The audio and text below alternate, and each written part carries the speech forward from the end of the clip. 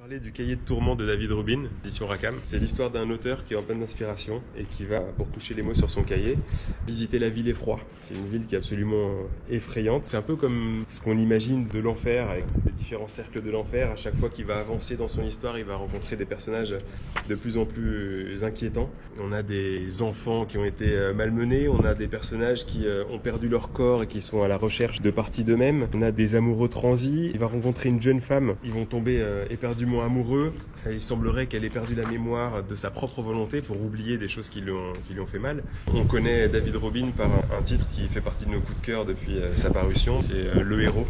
Finalement, le thème est douloureux et l'ambiance est extrêmement réussie. Ça rappelle ce qu'on pourrait avoir dans un Tim Burton, une sorte de conte horrifique à la Tim Burton, je dirais. J'aime beaucoup le traitement graphique de cet auteur.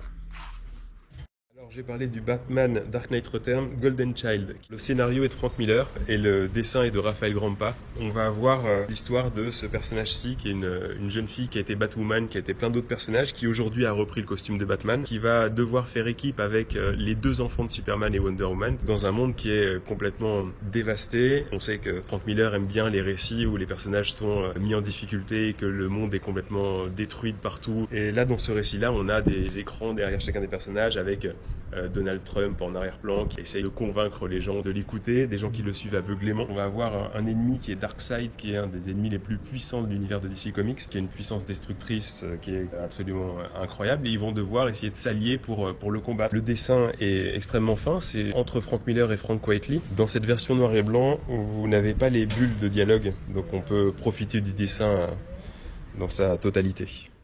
Alors, Spy X Family de Tatsuya Endo aux éditions Kurokawa.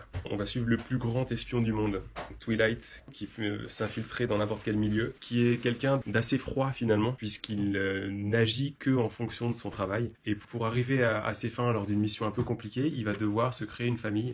Donc il va aller à l'orphelinat, il va récupérer une jeune fille sans savoir qu'elle est télépathe, et il va rencontrer une jeune femme qui a aussi un intérêt à vivre une vie de famille quelque peu classique, puisqu'elle est tueuse, c'est une femme assassin. Ils ne savent pas l'un et l'autre qu'ils effectuent des missions et qui sont et agents secrets et assassins, et ils vont devoir avoir une vie de famille qui ressemble à celle des autres. Ça déborde d'énergie. Cette jeune fille sait tout d'eux et elle trouve que c'est absolument fou d'avoir une vie aussi mouvementée. Et là, tout commence à glisser puisqu'il va finir par avoir des sentiments pour cette jeune fille. Il s'en veut presque. C'est exactement la même chose pour celle qui joue le rôle de la mère puisqu'elle la protège du mieux qu'elle peut. Donc c'est très bien raconté et surtout, il y a un comique de situation qui est marquant.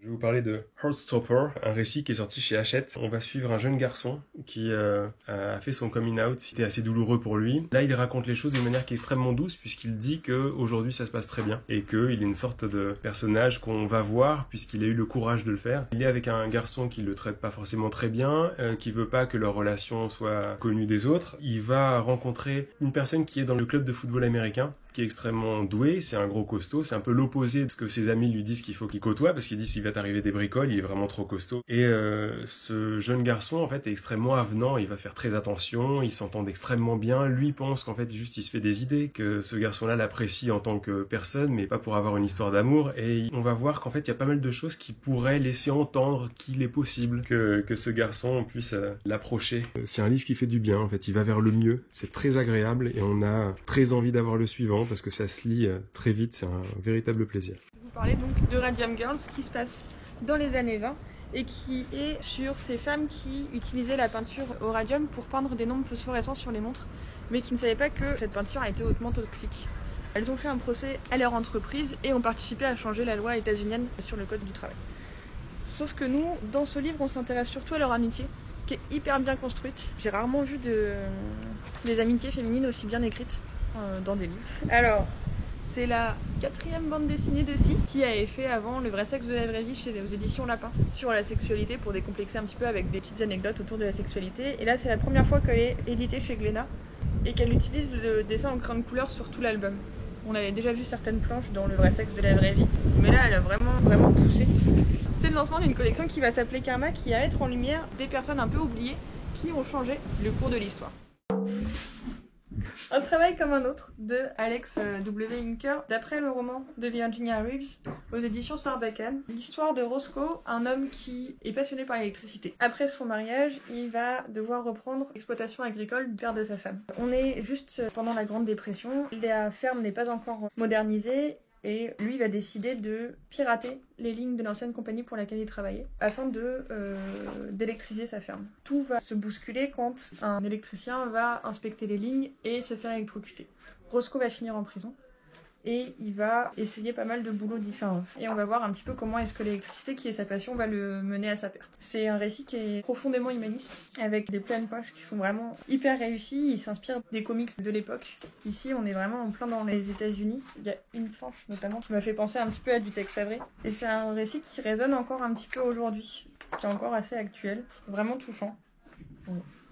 Americana, aux éditions Casterman, de Luke Healy. Luke Healy, il est irlandais d'origine. Il a toujours rêvé des États-Unis et il a fait ses études là-bas. Il a épuisé 2 visas. Devant rentrer en Irlande, il se dit qu'il va faire le P-City. C'est une randonnée qui part de la frontière mexicaine sur la côte ouest et qui remonte jusqu'au Canada. Il va nous expliquer le fonctionnement du P-City. À travers son expérience, on va voir les coutumes, les gens qu'il va croiser, qu'il va perdre parce que de temps en temps, il fait ce qu'on appelle des jours zéro, où il va faire 0 km. C'est vraiment un livre qui donne vachement envie de faire de la rando. Et en même temps, il va nous parler de ses doutes, des moments où il a eu complètement envie de jeter l'éponge, parce qu'il fait quand même beaucoup de kilomètres par jour. Et c'est sous forme à la fois de BD, et puis de temps en temps, on a un peu plus de texte. Du coup, il va vraiment prendre le temps de nous poser le texte, et ça nous met vraiment dans l'ambiance. Et c'est hyper prenant. Quand il fait de la BD, il s'encombre pas forcément non plus de mettre des bulles énormes et tout. On est vraiment dans son ressenti. Il va traverser plein de paysages aussi, et ça nous donne vraiment une vision de ce que peut être le paysage états-unien. Donc c'est vraiment chouette pour ça. Le Club des Amis de Sophie Guérive chez 4048. Pour ceux qui connaissent Sophie Guérive, elle reprend les personnages de Tulip et elle va nous expliquer leur rencontre. Pour ceux qui connaissent pas Tulip, on va suivre l'histoire de la rencontre entre un ourson, un serpenteau et un oisillon qui vont se rencontrer au tout début de l'hiver. La maman de Crocus, le petit serpent, va lui dire que maintenant il est un peu grand et qu'il faut qu'il aille rencontrer des amis, tout en faisant bien sûr attention aux méchants sur la route. Il va très vite tomber sur Tulip qui va de fil en aiguille l'inviter à hiberner avec lui et donc ils vont passer du temps un petit peu dans la grotte tout en vivant de temps en temps des aventures. On a vraiment la maman de Tulip, l'ourson, qui va les pousser un petit peu à aller explorer, à se faire confiance aussi, à s'encourager l'un l'autre pour vraiment vivre des aventures. C'est à la fois du coup un livre à lire vraiment au chaud sous la couette. Il y a le confort de la grotte avec les gâteaux aux noix, le feu de bois qui est tout le temps présent. Ça pousse vraiment les enfants à vouloir explorer les alentours. Il n'y a pas du tout besoin d'avoir lu Tulip pour appréhender le club des amis et c'est super mignon. Je vais vous parler de Carbone et Silicium de Mathieu Bablet, qui est la dernière sortie du label 619. C'est une fable sur l'effondrement de la société et on va suivre en fait 2 androïdes qui vont être spectateurs justement de cet effondrement qui se passera toujours en arrière-plan. Ils ont une manière très différente en fait les deux d'aborder un peu ça. Carbone, elle, va vouloir toujours être impliquée à l'intérieur et comprendre un peu ce que ressentent les humains. Tandis que Silicium, lui, va toujours vouloir explorer le monde et se tenir le plus loin possible des humains. Il a compris en fait un peu cyniquement que les humains allaient s'autodétruire et il a aucune envie d'avoir un rapport avec eux. Les deux vont avoir du coup beaucoup de choses à se raconter à chaque fois qu'ils se retrouveront. On va les suivre sur 250 ans. Ils auront vraiment beaucoup évolué, l'un comme l'autre. Il va y avoir tout un débat philosophique entre les deux et on va les voir en fait finalement un peu réussir leur aventure. Je suis super fan et les dessins sont vraiment magnifiques. Le trait de Mathieu Bablet, c'est vraiment quelque chose qui vaut le coup. Avec 2-3 scènes et des couleurs vraiment magnifiques. Donc voilà, je recommande. C'est un auteur qui du coup a pris le parti pris de faire un one-shot, c'est la suite d'une histoire où Daredevil meurt. L'auteur a décidé que non, il revient avec des séquelles un peu graves, et quand il a besoin de retourner sur le terrain, de retourner dans la rue pour combattre le mal, il va le faire avec ses séquelles de manière un peu brouillonne. Lui qui était un as du combat rapproché et qui avait des frappes chirurgicales, il savait toujours comment sauver des vies. On va l'accuser d'un meurtre, un des braqueurs qui l'a tabassé meurt des séquelles de ses blessures. Forcément lui il pense que c'est son pire ennemi Wilson Fisk qui crée un coup monté. On va découvrir au fur et à mesure que, avec beaucoup de remises en question de la part du héros et d'autres personnages de l'univers Marvel qui vont venir un peu débattre avec lui, que finalement c'est peut-être lui qui ne sait plus maîtriser sa force, peut-être que c'est une fin de carrière pour Daredevil. On prend tout de suite le rythme de la BD, il est devenu un peu brouillon dans ce qu'il fait, et pourtant il a toujours cette même volonté. Si jamais vous n'avez pas l'habitude de lire du comics, ça marche super bien, et on se plonge dedans très rapidement, on prend en main super vite. Futuropolis nous sort La patrie des frères Werner, écrit par 2 auteurs qui avaient fait le voyage de Marcel Grob. On est sur un récit historique. Ces 2 frères juifs allemands qui ont survécu à la chute de Berlin et qui ont intégré ensuite la Stasi pour survivre. L'un des frères est bien plus sérieux et investi, alors que l'autre est plus sanguin, il a plus envie de liberté. Là, on va les suivre dans ce match historique qui a opposé les deux républiques allemandes au football. Les agents de la Stasi ont voulu influencer pour obtenir la victoire. Nous, on va suivre surtout ces deux frères qui ont infiltré les deux équipes en tant que coach sportif ou kinésithérapeute, et vont mettre la pression aux joueurs, les saboter. Plutôt que de nous parler vraiment de ce match, on va nous parler plus de la relation entre ces deux frères qui ont vraiment deux idéologies très différentes, et ils se retrouvent en Allemagne de l'Ouest. Ils ont enfin l'opportunité finalement de pouvoir s'enfuir, et ils vont être partagés entre l'idée justement de servir leur patrie et de vouloir vivre leur vie finalement en tant qu'homme libre. On sort des sentiers battus et moi j'ai vraiment adoré. Ken States de Bergback-Derf, il s'attaque en fait à du documentaire. Il essaye de faire ça sans parti pris. Forcément, il parle d'une fusillade sur des manifestants, donc il y en a un peu, mais il essaye de montrer un peu l'ambiance dans laquelle l'Amérique était plongée à ce moment-là. Toutes ces manifestations étudiantes où chaque homme pouvait être du jour au lendemain conscrit dans l'armée pour partir combattre au Vietnam. C'est en 70 à peu près. Nixon est président et a peur que l'URSS crée des groupuscules dissidents partout. Et c'est super intéressant de voir que même le point de vue des gardes nationaux, qui du coup vont tirer sur la foule lors de cette journée du 4 mai 1970, sont aussi considérés parce qu'ils faisaient des gardes très très longues et ils avaient peur que n'importe quel manifestant puisse les tuer. Et on peut comprendre aussi comment ça a pu dégénérer autant et comment le gouvernement a un peu joué sur justement cette paranoïa qui était constante pour faire dégénérer ces émeutes et faire gagner l'opinion publique de leur côté. C'est très très bon à lire. Malgré tout de Jordi Lafèvre chez Dargaud. C'est une très belle histoire d'amour. On suit la vie de cette femme, Anna, qui finalement a toujours été amoureuse de cet homme qui s'appelle Zeno. La vie les a séparés très longtemps et ils ont mené leur vie chacun de leur côté, et arrivé à tout début du livre, ils décident que leur vie deviendra peut-être commune à ce moment-là. On commence par la fin, qui est peut-être le début finalement. Les chapitres sont écrits à rebours, donc on commence au 20 et après on passe au 19 et ainsi de suite. Et on comprend qu'il y a eu un passé, mais que ça va être un peu les tout débuts de leur histoire à tous les deux, même s'il y a peut-être quelque chose avant. À partir de là, ils évoquent certains souvenirs, certaines choses, on ne sait pas exactement quoi. C'est plein de jolis moments, très tendres, c'est doux, c'est bien, ça fait du bien. Voilà. Peau d'homme de Hubert et les enzymes chez Glénat. On est encore dans une thématique un peu féministe, un peu gender studies, qui se passe comme une époque au Moyen-Âge. On sait pas où, on sait pas quand. Toujours est-il que cette jeune femme doit être mariée.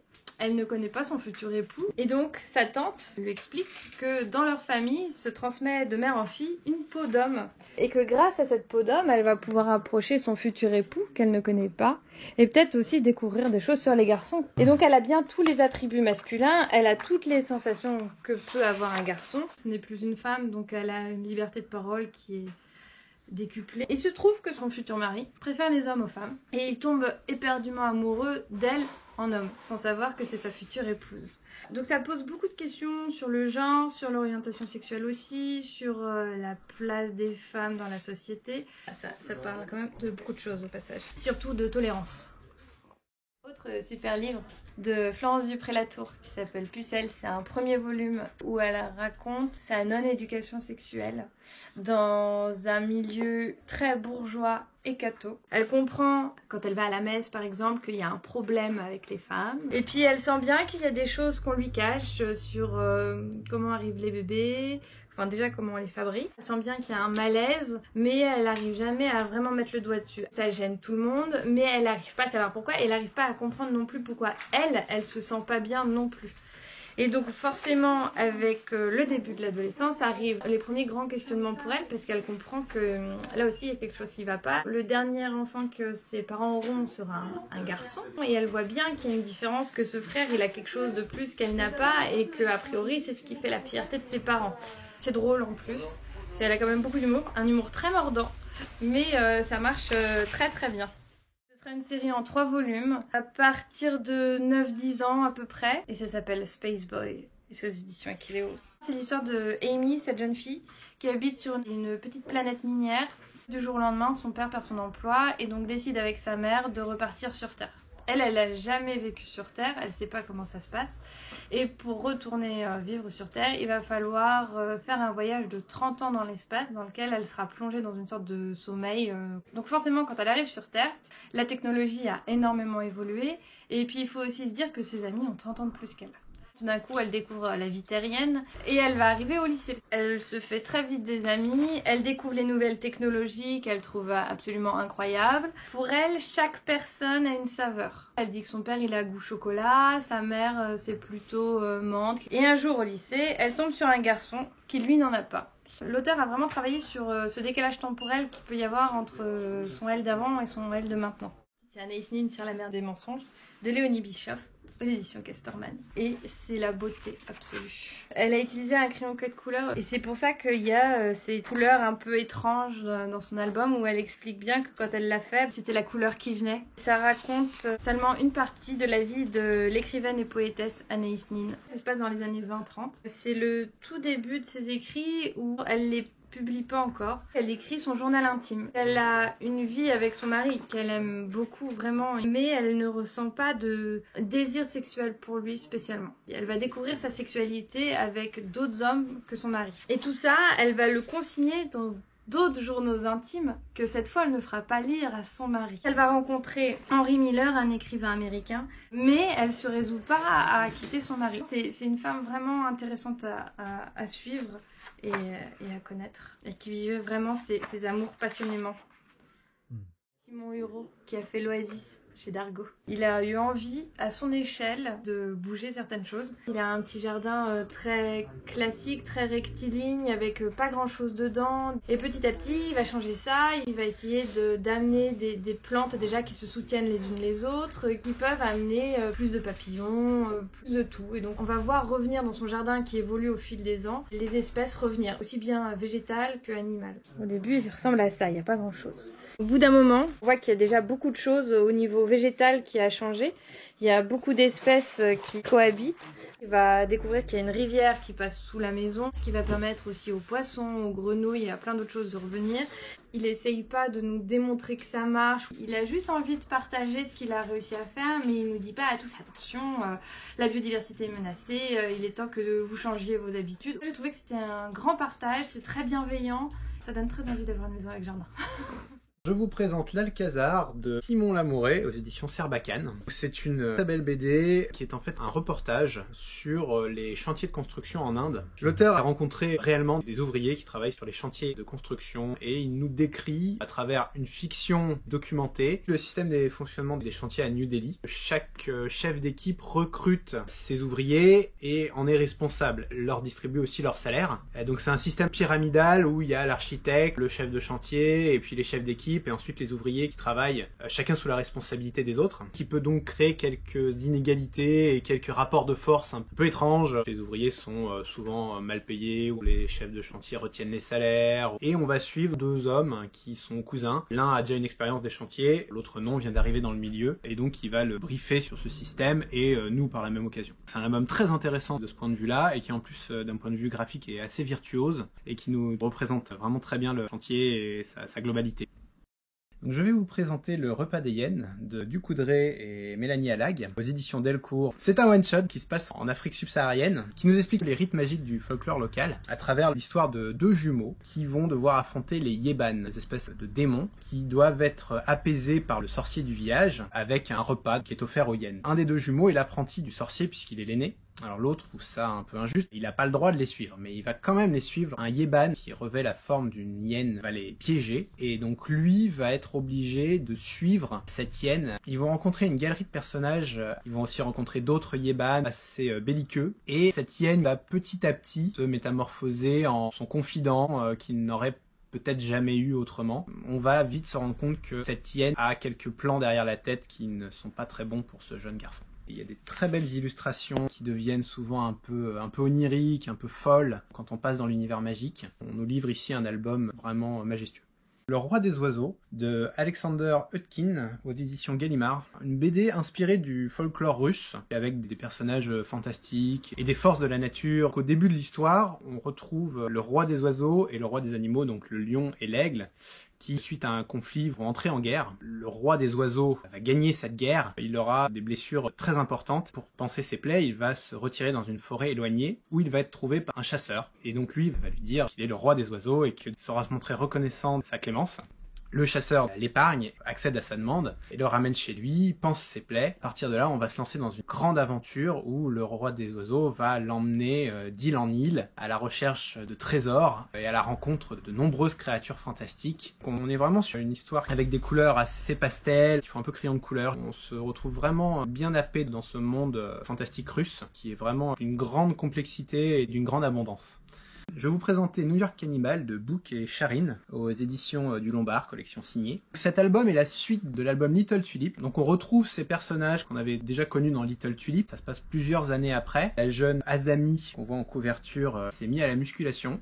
Elle a pris beaucoup de muscles et de stéroïdes. Au début de l'album, elle aimerait être mère, mais en fait tout ce dopage l'a rendue stérile. Elle est policière et lors d'une de ses patrouilles, elle va trouver dans une poubelle un enfant. À partir de là, l'histoire va vraiment commencer, puisqu'on va vite apprendre que cet enfant fait partie d'un vaste trafic sanglant mené par une espèce de chaman que Pavel, son père adoptif, avait déjà rencontré dans le goulag, qui se nourrit du sang des nouveau-nés pour agrandir une puissance magique. Et donc il y a une espèce de polar un peu fantastique où Azami essaye de comprendre les tenants de ce trafic. Et toujours un plaisir de retrouver ces personnages qui nous avaient beaucoup plu déjà dans le premier volume.